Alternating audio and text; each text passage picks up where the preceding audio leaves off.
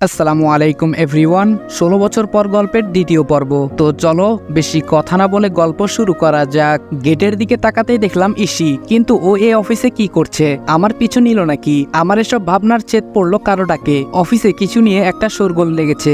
দৌড়ে সেখানে গিয়ে দেখি দুজন স্টাফ নিজেদের মধ্যে কিছু একটা নিয়ে তর্ক করছে, আর সেটা নিয়ে ঝামেলা হলো। যাই হোক, আমার এখন ইসিকে খুঁজতে হবে, জানতে হবে ও এখানে কেন এসেছে। এর মধ্যে ইন্টারভিউ নেওয়া শুরু হয়েছে। যেহেতু ম্যানেজারকে আগে থেকেই ঘুষ দিয়ে ম্যানেজ করা, তাই আমার টিম মেম্বারদের নিয়ে কোনো চিন্তা নেই। আমার মাথায় এখন ইসি। ওত্তেরি, মিস ইশিতা জামান এই কোম্পানিতে জব করতে এসেছে। গালমে কুচ কালা হ্যায়। আমার মিশন এখন দুটো, একটা তো আগে থেকেই জানেন, আর এখন এই ইসির রহস্য উদ্ধার। পিয়ন বলল আপনাকে বস ডেকে পাঠিয়েছেন। আমি বললাম ওকে। বসের রুমে গিয়ে বললাম স্যার আসবো? ম্যানেজার বলল ও রাজ, আরে এসো এসো বসো। তোমার যে বন্ধুদের জন্য রিকোয়েস্ট করেছো তাদের চাকরি পাক্কা, যাও মিষ্টি মুখ করাও সবাইকে। আমি বললাম ধন্যবাদ স্যার, আপনাকে অসংখ্য ধন্যবাদ। আপনি ভাবতেও পারছেন না আপনি আমার কত বড় উপকার করেছেন।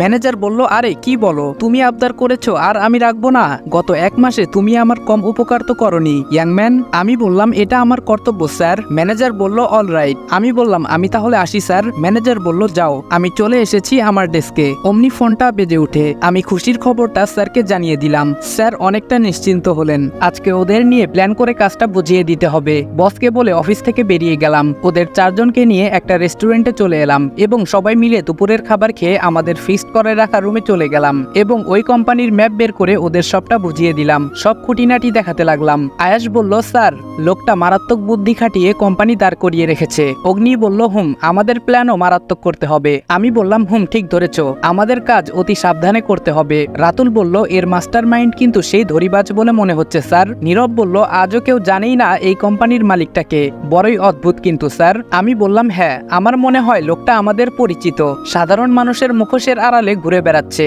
নীরব বলল হ্যাঁ স্যার সেটাই। আমি বললাম ঠিক আছে, তোমরা প্ল্যান অনুযায়ী কাজ করবে এবং খুব সাবধান। সবাই একসাথে বলল ওকে স্যার। ওদের বিদায় দিয়ে বাসায় চলে আসলাম। আজকে অনেকটা হালকা লাগছে, তবে ভয়ও হচ্ছে। একা কাজ অনেকটা বেটার, যদিও চাপ বেশি পড়ে। এখন ভাবনা ইসি, ও কেন এত ছোট পোস্টে চাকরি করছে?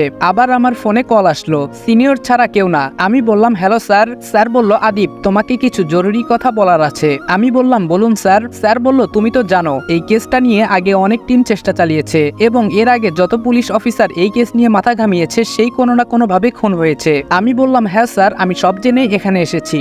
স্যার বলল তবে আসল কথা হলো তোমরা ওইখানে সাবধানে থেকো, কারণ সিআইডি ডিপার্টমেন্টের একটা স্পেশাল টিমের উপরও দায়িত্ব দেওয়া হয়েছে। তবে আমি চাই কেসটা আমরা কমপ্লিট করব। আমি বললাম চিন্তা করবেন না স্যার, কেসটা আমরা ক্লোজ করব ইনশাআল্লাহ। স্যার বলল আমার সম্পূর্ণ ভরসা আছে তোমার উপর, ভালো থেকো, নিজের খেয়াল রেখো, বেস্ট অফ লাক। আমি বললাম ধন্যবাদ স্যার, আল্লাহ হাফেজ। ফোনটা রেখে ল্যাপটপে নিজের কাজ করছি। ঠিক তখনই শুনতে পেলাম কলিং বেলটা বাজছে অনেকক্ষণ থেকে। মনে হচ্ছে বাড়িতে কেউ নেই। তখনই মনে হলো বাড়িতে ঢোকার সময় দারোয়ান কাকা চাবি দিয়ে বলল বাড়িতে কেউ নেই। বাধ্য হয়ে উঠে গেলাম। ইসি এসেছে। আমায় দেখে ব্রু কুচকে তাকিয়ে ভেতরে চলে গেল। যাই হোক, উপরে যাচ্ছি। আবার মনে পড়লো ওর ব্যাপারে জানা দরকার, তাই পিছু নিলাম ওর রুমের দিকে। ও ভেতরে ঢুকে দরজা আটকে দিল, তবে বাইরে থেকে কিছু কিছু কথা আমার কানে এসেছে। ফোনে কথা বলছে, কাউকে স্যার স্যার করে ডাকছে। Okay sir, yes sir, don't worry sir, এসব। ও মাই গুডনেস, তার মানে ইসি পুলিশ অফিসার, আর এর জন্যই ওই অফিসে চাকরি নেওয়া। তবে সন্দেহের বশে ভেবে নেওয়া উচিত হবে না, ব্যাপারটা আরো খোলাসা করে জানতে হবে আমায়। মনে হলো ও দরজার দিকে আসছে, তাই কেটে পড়লাম। রুমে বসে আছি, একটা হিসেব কিছুতেই মিলাতে পারছি না। আমার ভাবনাটা আদৌ কি ঠিক? যেই পুলিশ অফিসারদের টিম এই কেসের দায়িত্ব নিয়ে এসেছে, ইসি কি তাদের একজন, নাকি আমার ভাবনাটা ভুল? কিন্তু ভুল হতে যাবে কেন? ইশিতা জামান আমেরিকা, লন্ডন সহ অনেক দেশেই যার বাবার বিজনেস ছড়িয়ে ছিটিয়ে। তার একমাত্র মেয়ে তো উদ্দেশ্য ছাড়া ওই কোম্পানিতে জব করবে না। আর যদি ও সত্যি একজন পুলিশ অফিসার হয়ে থাকে, তাহলে কেন বাড়ির সবাই এটা জানে না? আর ও দেশে আসলো কবে? ধুর, কিচ্ছু বুঝতে পারছি না। এখন দুটো দিক একসাথে হ্যান্ডেল করতে হবে। আমার পকেটে থাকা ফোন বেজে উঠলো। ফোনটা রিসিভ করে বললাম হ্যালো। অপর সাইড থেকে বলল হ্যালো স্যার, আমি অগ্নি বলছি। আমি বললাম হ্যাঁ বলো অগ্নি। অগ্নি বলল স্যার আপনি এই মুহূর্তে কারখানায় আসুন। আমি বললাম ওকে, আমি এক্ষুনি আসছি, তোমরা ওইখানেই থেকো। ফোনটা কেটে দিয়ে রিভলভারটা গুজে বাইকের চাবিটা নিয়ে বেরিয়ে যাচ্ছি। পেছন থেকে কেউ একজন ডাকছে মনে হলো। ঘুরে দেখি আরু ডেকেছে। আরু বলল এই যে ভাইয়া, আপনি কি বের হবেন? আমি বললাম হ্যাঁ। আরু বলল তাহলে প্লিজ ফেরার সময় এই জিনিসগুলো নিয়ে আসবেন, কেমন? এই বলেই একটা কাগজ ধরিয়ে দিল। আমি কাগজটা পকেটে গুজে বেরিয়ে গেছি। খুলেও দেখিনি তাতে কি লেখা আছে। 10 মিনিটের মধ্যে কারখানার সামনে চলে এসেছি, তবে বাইকটা দূরে দাঁড় করানো। আমাকে দেখে রাতুল হাতের ইশারা ইশারায় বোঝালো ওরা ওইখানে আছে। আমি খুব সাবধানে ওদের কাছে গেলাম, গিয়ে দেখি রাতুল আর অগ্নি দাঁড়িয়ে আছে। আমি বললাম, তোমরা দুজন এখানে কেন এসেছো, আর বাকিরা কোথায়? রাতুল বলল, স্যার আমরা এসেছিলাম জায়গাটায় একটু চোখ বোলাতে। এসে দেখি ওইখানটায় দুজন লোক দাঁড়িয়ে কি যেন বলা বলি করছে, কিন্তু হঠাৎ করে লোক দুটো ভ্যানিশ হয়ে যায়। তারপর থেকে আমরা অনেকক্ষণ থেকে আড়ালে আড়ালে পুরো জায়গাটা তল্লাশি করে দেখলাম, কেউ নেই। অগ্নি বলল, হ্যাঁ স্যার, লোকগুলো গেটের সামনে দিয়ে আসেনি, আর আমরা তল্লাশি করে দেখলাম এখানে কোনো গোপন রাস্তা পাইনি। আমি বললাম, আছে আছে, একটা রাস্তা তো আছেই, যেটা আমাদের খালি চোখে ধরা পড়ছে না। এক কাজ করো, জায়গাটা ভালো করে আরেকবার ঘুরে দেখো। ওরা তাই করলো, কিন্তু তেমন সন্দেহজনক কিছুই নেই। তাই ওদের বিদায় দিয়ে আমি বাড়ি ফিরবো। তখনই মনে হলো আরুর দেওয়া কাগজটার কথা। পকেট থেকে কাগজটা হাতে নিয়ে দেখি কিছু চকলেট আর আইসক্রিমের নাম লেখা, যেগুলো আরুর খুব পছন্দের। কাগজটা দেখে মুচকি একটা হাসি দিয়ে দোকান থেকে সবকিছু নিয়ে নিলাম। বাসার দিকে যাব, তখনই দেখি বাড়ির গেট দিয়ে কেউ একজন বেরোচ্ছে। কি ব্যাপার, এখন বাড়ি থেকে কে বাইরে যাচ্ছে? আর বাড়ির গাড়িও তো নিল না, দেখতে হচ্ছে ব্যাপারটা। তাই আইসক্রিম আর চকলেটগুলো বাড়ির কাজের লোককে দিয়ে বললাম আরুর কাছে পৌঁছে দেওয়ার জন্য। চেয়ে দেখি রহিম কাকা অবাক চোখে আমার দিকে তাকিয়ে আছে। বুঝতে পারছি না আমি কি এলিয়েন? যাক, এত ভেবে কাজ নেই, ওইদিকে পাখি ফুরুত হয়ে যাবে। আমি মেয়েটার পিছু নিয়ে ওকে অনুসরণ করে চলছি। আমার বুঝতে আর বাকি নেই যে ওইটা ইসি, তবে যাচ্ছে কোথায়। কিছু দূর গিয়ে ও একটা কালো গাড়িতে উঠে গেল, আর আমি ওইখানে দাঁড়িয়ে আছি। কিছুক্ষণ পর মনে হলো ও আমার মতোই ডিউটিতে আছে, তার মানে ও এখন ওই অফিসে যেতে পারে। বলেই দৌড়াতে শুরু করলাম। আমি গিয়ে দেখি অফিসের সামনে থেকে একটা গাড়ি চলে গেল, তার মানে আমার সন্দেহ ঠিক। তাই লুকিয়ে লুকিয়ে আমিও ঢুকে গেলাম, কিন্তু ইসিকে কোথাও পেলাম না। কোথায় গেল মেয়েটা? অনেক খুঁজে ও কোথাও না পেয়ে বেরিয়ে এসেছি। অবাক কাণ্ড, আমি বাড়িতে ঢুকে দেখি ইসি বসে আছে সবার সাথে। কখন এলো ও বাড়িতে, আর কিভাবে? আমাকে ঢুকতে দেখে মিস্টার আফজাল আল ইমরান মানে বাবা ডাক দিল। আমি বললাম, জি বলুন। বাবা বলল, তোমায় কিছু কথা বলার ছিল। আমি বললাম, হ্যাঁ বলুন।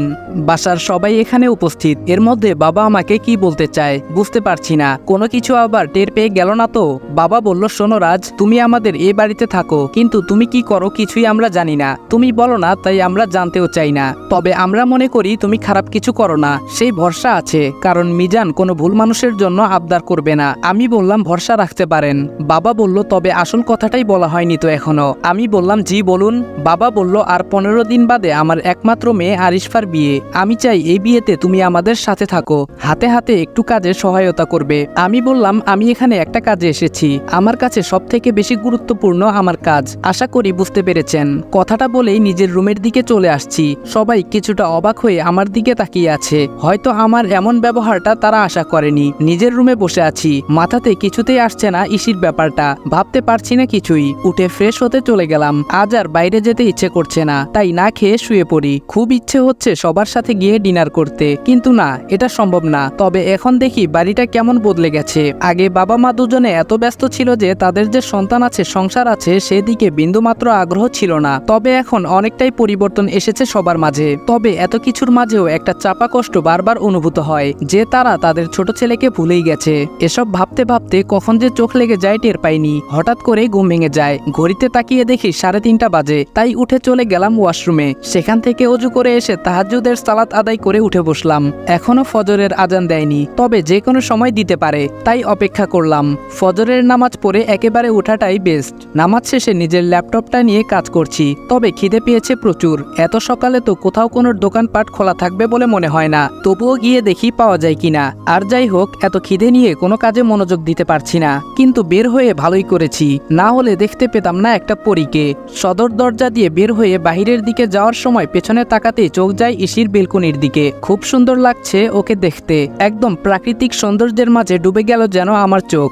সকাল সকাল মেয়েরা আর যাই হোক মেকআপ করে না, আর তখনই তাদের আসল রূপটা চোখে পড়ার মতো অবস্থা হয়। তবে ভাবছি এত সকালে ও ঘুম থেকে উঠে গেল, কারণ কি? পরক্ষণেই মনে পড়লো ও তো আমার মতোই একজন দায়িত্বপ্রাপ্ত মানুষ, উঠবে নাই বা কেন? চোখের ঘুম হারাম করে রেখেছে এই কেস। হাঁটতে হাঁটতে সামনে একটা টং দোকান দেখতে পেলাম। যাক, ভাগ্যটা তাহলে ভালোই আমার। সেখান থেকে হালকা নাস্তা খেয়ে বাইরে এলোমেলো ভাবে হাঁটছি। মাথায় চিন্তা একটাই, কে হতে পারে ওই লোকটা? এত নিখুঁতভাবে কি করে নিজেকে আড়াল করে রেখেছে? গত 1.5 মাসে একটা বিষয়ে কনফার্ম হয়ে গেছি, দেশের সবচেয়ে বড় স্মাগলার হলো এই বস। এই কোম্পানির আড়ালে তার আসল মুখোশ রয়েছে, কিন্তু কে সে? হঠাৎ মনে হলো ফোন বাজছে। আমি ফোনটা রিসিভ করে বললাম, ওয়েট, আমি এক্ষুনি আসছি। ফোনটা ছিল নীরবের। ওরা কিছু একটা ক্লু পেয়েছে যার জন্য ফোনটা দিল। বাকিটা চলুন গিয়ে দেখি। আমি রুমে প্রবেশ করতেই ওরা 4 জন উঠে দাঁড়ালো। আমি বললাম কি পেয়েছো দেখাও। রাতুল আমার দিকে একটা ফাইল এগিয়ে দিল। ফাইলে চোখ বুলিয়ে দেখে আমার মাথা ঘুরতে শুরু করলো। ও মাই গড, তার মানে ওরা এসব এত কমন একটা জায়গাতে রাখতো। অগ্নি বলল লোকটা অনেক চালাক স্যার। আমি বললাম আমাদের ভাবনা চিন্তার বাইরে এর বুদ্ধি। তবে আর বেশি দিন এই বুদ্ধি চলতে দেওয়া যাবে না, অনেক হয়েছে। এখন থেকে আমাদের আরো সিরিয়াস হতে হবে, কারণ এই কেসটা সম্পূর্ণ উল্টো। রাতুল বলল ইয়েস স্যার। আমি বললাম তোমরা কাজ চালিয়ে যাও, আমি পরবর্তী নির্দেশনা না দেওয়া পর্যন্ত পূর্ব পরিকল্পনা মতে কাজ চালাও। আর হ্যাঁ, সবাই টাইমলি অফিসে পৌঁছে যেও, মনে থাকে যেন। সবাই বলল ওকে স্যার। সেখান থেকে বেরিয়ে বাসায় এসে নিজেও তৈরি হয়ে নিলাম অফিসের জন্য। আমি অফিসে নিজের ডেস্কে বসে কাজ করছি, তখনই শুনতে পেলাম বাইরে থেকে কেউ নক করছে। পরিচিত কণ্ঠে কেউ বলল স্যার আসবো। আমি বললাম আসুন। ভেতরে এসে আমায় দেখে কিছুটা চমকে গেল। ঠিক ধরেছেন, এটা ইসি। আমি কিছুটা অবাকের ভান ধরে বললাম আপনি এখানে কাজ করেন? ইসি বলল তার কৈফিয়ত কি আপনাকে দিতে হবে নাকি? আমি বললাম একদম না। ইসি বলল ফাইলগুলো দেখে নিন, হয়ে গেলে সাবমিট করে দেব। আমি ফাইলগুলো নিয়ে একটু চোখ বুলালাম, আর চোখে চেয়ে দেখি ও অন্যদিকে মন দিয়ে রেখেছে। আমি ভাবছি কত নিখুঁত অভিনয় করে চলেছে, বলতে গেলে আমার থেকেও এক ধাপ এগিয়ে। এখন মনে হচ্ছে আমাদের প্রফেশন চেঞ্জ করে অভিনয় জগতে ঢুকে গেলে অল্প দিনে ফেমাস হয়ে যেতে পারবো। আমি বললাম এই যে নিন। কোনো সাড়া নেই। আমি বললাম ও হ্যালো, কি ভাবছেন? ইসি বলল আই এম সরি, খেয়াল করিনি। আমি বিড়বিড় করে বললাম এত চরিত্র একসাথে প্লে করলে মনে থাকবেই বা কি করে? ইসি বলল কিছু বললেন? আমি বললাম কই না তো। ইসি বলল ওকে থ্যাংক ইউ। আমি বললাম ইসি বলল আসছি। কথাটা বলেই চলে গেল। আমি ওর যাওয়ার দিকে তাকিয়ে রইলাম। আচ্ছা, ওর কি আদিবের কথা মনে আছে, নাকি বাকিদের মতো সেও ভুলে গেছে? কথাগুলো ভাবতেই চোখের কোণে পানি চিকচিক করে উঠল। হঠাৎ কেউ বলে উঠল স্যার আসবো। তাকিয়ে দেখি আয়াস দরজার সামনে দাঁড়িয়ে আছে, চেহারায় একটা চাঞ্চল্যের ভাব। আমি বললাম এসো। আয়াস বলল স্যার একটা খবর আছে। আমি বললাম বলো। আয়াস বলল স্যার আরসি। আমি বললাম মানে? আয়াস বলল হ্যাঁ স্যার, আরসি এর মধ্যে কিছু একটা রহস্য আছে। আমি বললাম এই আরসি এর সূত্র কোথায় পেলে? অমনি রুমের বাহিরে অগ্নি নক করলো। আমি বললাম এসো। অগ্নি বলল স্যার মনে হচ্ছে কিছু একটা পেয়েছি। আমি আর আয়াস দুজনেই উৎসুকভাবে তাকালাম কি পেয়েছে জানার জন্য। আয়াস বলল কি পেয়েছিস বল। আমি বললাম হ্যাঁ বলো। অগ্নি একটা কাগজ এগিয়ে দেয় আমার সামনে, যা দেখে দুজনেই অবাক হয়ে যাই। অগ্নির এগিয়ে দেওয়া কাগজ আসলে কোনো কাগজ নয়, ওইটা একটা ছোট কোড, যেখানে শুধু লেখা আরসি। অপর পাশটা উল্টে লক্ষ্য করলাম হয়তো কোনো একটা ডিজিট লেখা, কিন্তু কি সেটা বোঝা যাচ্ছে না। 5 বা 3 হতে পারে। আয়াস বলল স্যার এখানেও তো সেম আরসি লেখা। অগ্নি বলল কেন, আরো কোথায় পেয়েছিস? আয়াস বলল আমি পাইনি, তবে শুনেছি ম্যানেজার আমায় ডেকে নিয়ে কিছু ফাইল ধরিয়ে দিয়েছিল, যেগুলো কমপ্লিট করে নিয়ে যেতে বলা হয়। আমি যখন ফাইলগুলো চেক করে ফেরত দিতে যাই তখন শুনি একটা কথা, ডোন্ট ওয়ারি বস, আরসি রাজ করবে। এটা বলার পরেই উনি আমায় দেখে ফেলেন, তাই আর কথা বাড়াইনি। স্যার আমার মনে হচ্ছে আরসি আমাদের সকল প্রশ্নের উত্তর। আমি বললাম হতেও পারে, আবার নাও হতে পারে। অগ্নি বলল স্যার আমরা কি করে বুঝবো এই আরসিটা আসলে কি? আমি বললাম ভাবতে হবে, আগে এটা জানতে হবে আরসি এর পূর্ণ রূপটা কি, কোনো বস্তু না মানুষ। তোমরা যাও নিজেদের কাজ করো। আর হ্যাঁ আয়াস, তুমি একটু সাবধানে থেকো, কারণ ম্যানেজারের জানা মতে একমাত্র তুমি আরসি শব্দ শুনতে পেয়েছো, একটু বেশি সাবধান হতে হবে। আয়াস বলল আমার জন্য ভাববেন না স্যার। আমি বললাম আচ্ছা ঠিক আছে যাও তোমরা। ওরা চলে গেলে আমি বসে রইলাম আমার চেয়ারে। মাথায় এখন চিন্তা একটাই, আরসি কি হতে পারে? এই আরসি এর মানে? কম্পিউটারটা অন করে গুগলে সার্চ করতে লাগলাম, কিন্তু রেজাল্ট 0। এমন কিছু পাইনি যা সন্দেহ করার মতো। এর মধ্যে অফিস টাইম শেষ হয়ে গেছে, সবাই অফিস ছেড়ে বেরিয়ে পড়েছে। তখন ম্যানেজার আমায় ডেকে পাঠালেন। আমি বললাম স্যার আসবো। ম্যানেজার বলল আরে এসো এসো। আমি বললাম জি স্যার। ম্যানেজার বলল রাজ, একটা কথা বলার জন্য তোমায় ডেকেছি, আর সেটা হলো আমি কিছুদিনের জন্য শহরের বাইরে যাচ্ছি, তাই আমার দায়িত্বটা তোমায় কিছুদিন পালন করতে হবে। এই মুহূর্তে তোমার মতো বিশ্বস্ত কাউকে মনে হয় না আমার। আরে ব্যাস, এ তো দেখি মেঘনা চাইতেই বৃষ্টি। ম্যানেজার বলল কি ভাবছো রাজ, পারবে সামলাতে? আমি বললাম আগে স্যার, আপনার মতো হয়তো এত সুন্দর করে পারবো না, তবে চেষ্টা করব। মনে হচ্ছে আমার মুখ থেকে কথাগুলো শুনে বেশ খুশি হয়েছে। ম্যানেজার বলল রাজ তোমাকে অনেক ধন্যবাদ। আমি মনে মনে বললাম ধন্যবাদ তো আমার আপনাকে দেওয়ার কথা। ম্যানেজারকে বললাম এমন করে বলবেন না স্যার, এটা আমার ডিউটি। ম্যানেজার বলল সত্যি তোমার মতো ছেলে হয় না, ওয়েল ডান, মন দিয়ে কাজ করতে থাকো। আমি বললাম দোয়া করবেন স্যার। ম্যানেজার বলল অবশ্যই। আমি বললাম এখন তাহলে আসি স্যার। ম্যানেজার বলল হ্যাঁ এসো। আমি বললাম ভালো থাকবেন স্যার, আল্লাহ হাফেজ। ম্যানেজার শহরের বাইরে থাকবে, এই সুযোগে পুরো অফিস এখন আমার আন্ডারে কাজ করবে। সুযোগটা কাজে লাগাতে হবে আদিব, এই সুযোগ কাজে লাগাতে না পারলে তোর ক্যারিয়ার ব্যর্থ। অফিস থেকে সোজা বাসায় ফিরে ফ্রেশ হয়ে নিলাম, তারপর ফোন দিলাম রাতুলের কাছে। রাতুল বলল হ্যালো স্যার। আমি বললাম হ্যাঁ, বাকিরা কোথায়? রাতুল বলল রুমে আছে সবাই। আমি বললাম ওকে, তাহলে তোমরা সবাই সন্ধ্যা 7:30-এ হোটেলে পৌঁছে যাবে, জরুরি কথা আছে। রাতুল বলল ওকে স্যার। আমি বললাম রাখছি। ফোনটা কেটে চেয়ারে বসতে যাব, হঠাৎ মনে হলো কেউ বাইরে থেকে আমার কথা শোনার চেষ্টা চালিয়েছে। উঠে গিয়ে দরজা খুলে দেখলাম কেউ নেই। হতে পারে মনের ভুল, যাই হোক কাজে মন দেই। ল্যাপটপ নিয়ে বসে বসে আরসি দিয়ে হতে পারে এমন অনেক নাম একত্রে করেছি, হাজার হাজার নাম। এখন এইগুলো পরীক্ষা করে দেখতে হবে, কিন্তু তা একার পক্ষে সম্ভব না। তাই ইমেল করে সব অফিসে পাঠিয়ে দেই এবং বলি কালকের মধ্যে ফুল ডিটেলস চাই। সন্ধ্যা 7টা প্রায় বেজে গেছে, এখন আমায় বের হতে হবে। বাইকের চাবি নিয়ে বের হয়ে পড়লাম। কেন জানি মনে হচ্ছে কেউ আমায় ফলো করছে, তাই রাস্তা বদলে ফেললাম। অগ্নিদের ফোন দিয়ে জানিয়ে দিলাম ওরা যেন পৌঁছে অপেক্ষা করে, আমার লেট হতে পারে। বাইকটা নিয়ে এলোপাথারি কিছুক্ষণ ঘুরলাম। যে আমার পিছু নিয়েছিল সে বুঝে গেছে যে আমার পিছু ঘুরে লাভ নেই, তাই ছেড়ে দিয়েছে। আমিও এবার হোটেলের উদ্দেশ্যে বাইক নিয়ে ছুটলাম। আমি বললাম তোমরা এসে গেছো, আমি দুঃখিত তোমাদের অনেকক্ষণ অপেক্ষা করানোর জন্য।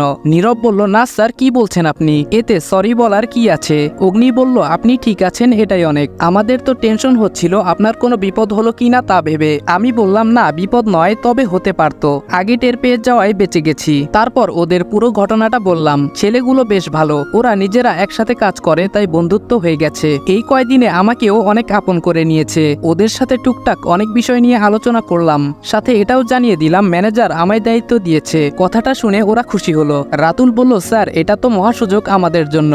আমি বললাম হ্যাঁ, তবে সাবধান, এটা কোনো টোপও হতে পারে আমাদের পরখ করার জন্য, তাই এত তাড়াহুড়ো করা যাবে না। সবাই বলল ওকে স্যার। ডিনার সবাই একসাথেই করলাম, তারপর ওদের বললাম বাসায় চলে যাওয়ার জন্য। ওরা 4 জন একটা ফ্ল্যাট ভাড়া নিয়ে উঠেছে, সেখানেই থাকে সবাই। বাসায় ঢুকছি তখন একই সাথে ইসিও বাইরে থেকে ভেতরে ঢুকছে। আমায় দেখে আর চোখে তাকালো, যা আমার চোখ এড়ায়নি। জানেমান লাভ নেই, আমার পিছু নেওয়া এত সহজ না। কথাটা মনে মনে বলেই নিজের অজান্তে একটা ডেবিল হাসি দিয়ে ভেতরে চলে এসেছি। আমি আমার রুমে এসে শুয়ে পড়েছি। শরীরটা খুব ক্লান্ত লাগছে আমার, কখন ঘুমে তলিয়ে গেছি খেয়াল নেই। ঘুম ভেঙে যায় মাঝরাতে, তখন উঠে ফ্রেশ হয়ে এসে কিছু হালকা শুকনো খাবার এনে রেখেছি, তা খেয়ে নিলাম। ল্যাপটপটা অন করেই দেখি অফিস থেকে সকল তথ্য মেইল করে দিয়েছে। আমি সেগুলো খুঁটিয়ে খুঁটিয়ে দেখতে লাগলাম। অনেক নাম আছে এখানে, বড় বড় বিজনেসম্যান, চাকরিজীবী, প্রশাসনের লোক, মন্ত্রী, ম্যাজিস্ট্রেট। আমার সন্দেহের তীর মন্ত্রী, ম্যাজিস্ট্রেট আর বিজনেসম্যানদের দিকেই বারবার ইশারা করছে, কারণ পলিটিক্স কাকে বলে একমাত্র এরাই জানে। ধূর্ত আর কুটবুদ্ধি সম্পন্ন না হলে কোনোটাই করা হয়ে ওঠে না। নাম আর ডিটেলস দেখতে দেখতে হঠাৎ একটা নামের উপর আমার চোখ আটকে যায়। আসসালামু আলাইকুম এভরিওয়ান। 16 বছর পর গল্পের দ্বিতীয় পর্ব এখানেই শেষ করলাম। ভিডিওটা ভালো লাগলে লাইক আর কমেন্ট করে দিও, আর চ্যানেলে নতুন হলে সাবস্ক্রাইব করতে ভুলবে না। তো দেখা হচ্ছে নেক্সট ভিডিওতে, ততক্ষণ ভালো থাকবা, সুস্থ থাকবা, আল্লাহ হাফেজ।